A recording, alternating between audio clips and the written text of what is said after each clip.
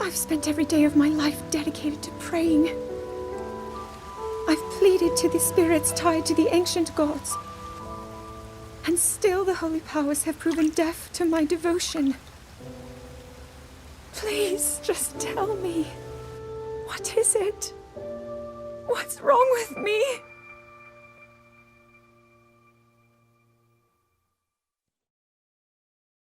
The human mind is a very complicated thing. Every individual sees the world differently, and their perception of it can be based on factors such as past experiences, or even the experiences of others. While I'm not going to sit down and educate you about something I have little knowledge about, the idea of psychology in video games is very intriguing, and its implementation is what allows a person to play a game for hours and hours without becoming bored. While traditional Zelda games do a good job in keeping the player interested, there are moments where it's a lot easier to step away rather than continue through your quest. However, Breath of the Wild isn't a traditional Zelda game. While it's true that other games use psychology to their advantage, in most cases Breath of the Wild takes it a step further. In today's episode of the documentary of Breath of the Wild, we'll look at those steps and the psychological effects it has on the player.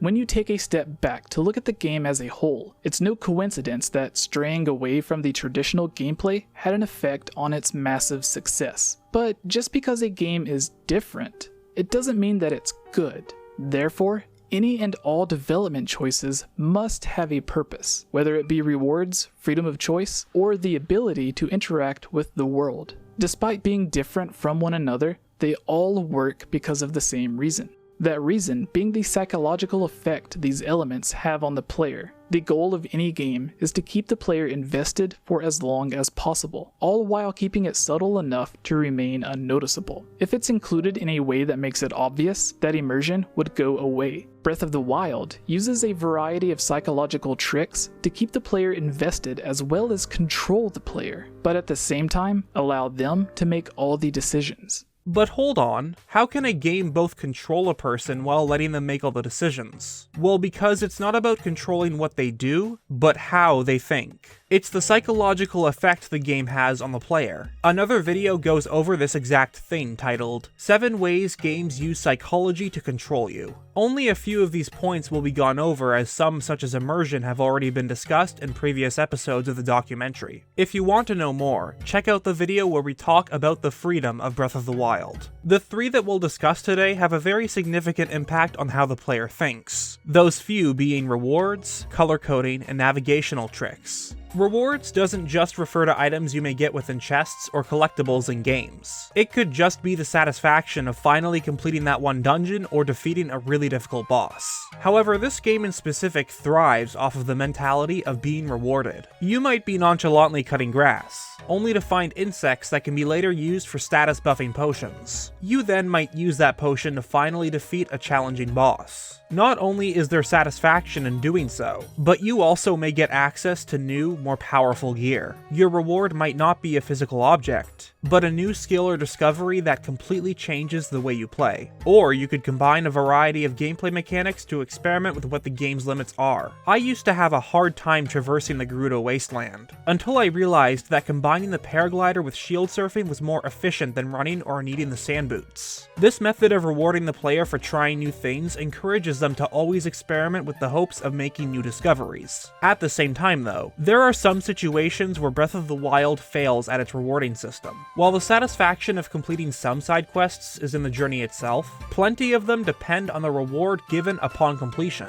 But for the most part, a lot of the items obtained from quests can be found anywhere in the world. Color coding is another way the game psychologically controls you, one of the examples being Mirror's Edge. That game uses selective attention to direct the player through the levels by making all the important spots red. It causes the player to focus on the intended route, all while tuning out any other colors they may see in the background. This same psychological tactic is seen within Breath of the Wild, as the designs of everything built by the Sheikah contrasts the wild. Not only that, but colors are also used to direct the player to any important locations. When a shrine or Sheikah tower has not yet been activated, it will be highlighted with an orange color. This informs the player not only of its location, but that it is something that still has to be completed.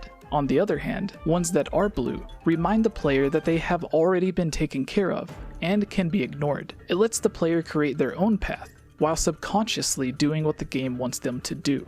This also leads into the third tactic, navigational tricks. This is the reason why something such as Rudonia crawling around the volcano or Meadow flying in the skies catches the player's attention, given the way the world works. It's seen as unnatural and creates a contrast. It also gives the player a sense of direction without requiring the minimap. Something you might notice is that in most locations, Hyrule Castle will be within view. It reminds you of your overall objective, even if that isn't your main focus at that moment. But other landmarks such as Death Mountain and the Great Plateau can be used as waypoints when traveling, preventing the player from getting lost or confused. It encourages the player to be aware of their surroundings, but is never used to make a player feel like they have to go to certain locations. But the use of psychological methods isn't only restricted to teaching the individual how to play the game. Instead of giving a reward or using navigational tricks, it could be used to play with the person's emotions. This doesn't necessarily have an impact on how you play the game, but more so to keep the player invested in both the world itself and story. By establishing a certain mood, the game can get a person to express certain emotions or relate to the characters within the story. There are a variety of ways the game might try to establish a certain mood, one of which has already been covered in its own separate episode, more specifically the music. Music has been a part of gaming for a long time, but with the development of technology has become a vital part of creating a mood. Not only that, but the use of sound design has played a major role in making a game's world feel more alive. It lets Breath of the Wild have no music,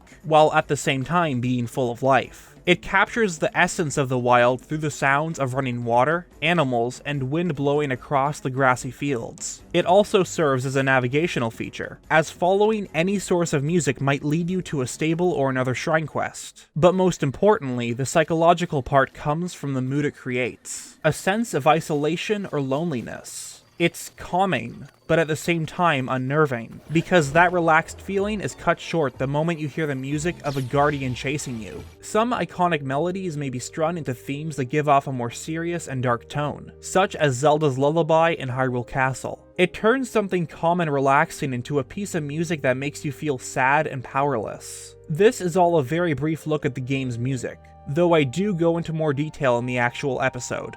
Speaking of Hyrule Castle, given the post-apocalyptic setting of Breath of the Wild, the locations play a very prominent role in establishing the mood. After waking up from the chamber, it becomes clear that the land of Hyrule is not what it used to be. The remnants of houses and other structures can be found along with the ruins of the Temple of Time. You are thrown right into a world as the game starts, and are given enough clues to paint the picture of what happened before even leaving the Great Plateau. Time has clearly taken its toll on the worn-down structures, shown from the vegetation that grows through the buildings and decayed guardians. But one of the most terrifying parts of the ruins is the moment you realize some of these broken down machines are still operational. This is the first time the player is introduced to the machinery, and it becomes clear they are not on your side. It leaves the player paranoid and extremely cautious for the rest of the game, as they realize they are never safe. It's an example of something called perceptual expectation, where your first encounter with a decayed guardian will make you assume that anyone you go near will activate.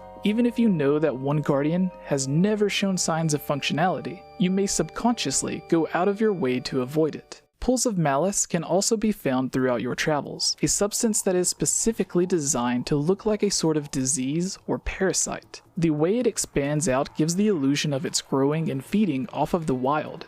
It represents the corruption of the world, but what the player will notice is how the closer to the castle they get, the more malice there will be, and having it accumulate within the castle and its town just shows how devastating the Great Calamity was. It's one of the main reasons why the bosses have their appearances. The malice within the divine beasts represents the corruption, and the blights being the source of said corruption. It's why Calamity Ganon is represented as a variety of Sheikah parts fused together by malice, and later on taking the form of Dark Beast Ganon, a creature composed entirely of the corrupted substance.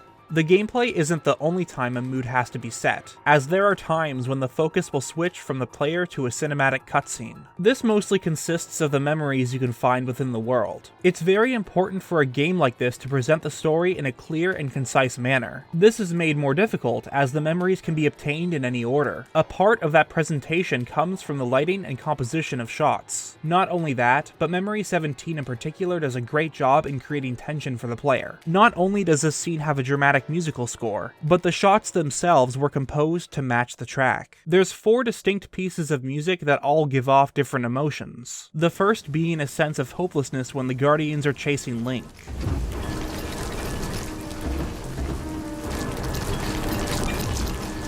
The second being the suspenseful build-up to the point where a Guardian is about to fire.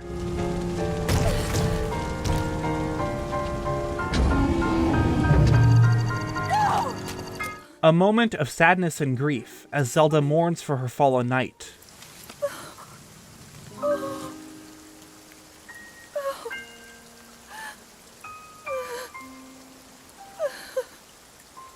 And the ending, once Zelda realizes that there is a way to save Link and all of Hyrule. Take Link to the Shrine of Resurrection. If you don't get him there immediately, we are going to lose him forever. Is that clear? So make haste and go. His life is now in your hands.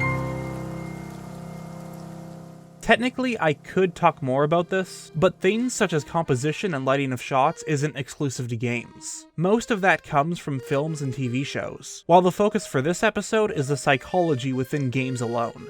But if there's one thing that truly shows how great the game is from a psychological point of view, it has to be the freedom. Not necessarily the open world itself, but the freedom of choice. The experience you get from Breath of the Wild is molded not by the developers, but by the one playing it. There are multiple ways to solve different problems, but that isn't necessarily the reason why it's great from a psychological level. It's because how each individual approaches a situation can tell you more about them as a person. Some will look at problems from a strategic point of view, while others might try to plow through with brute force. A creative individual will be more likely to experiment with the mechanics and push the game to its limits, while another will just play the game normally. Each person will have a completely different experience, and that's because no two people think the same way.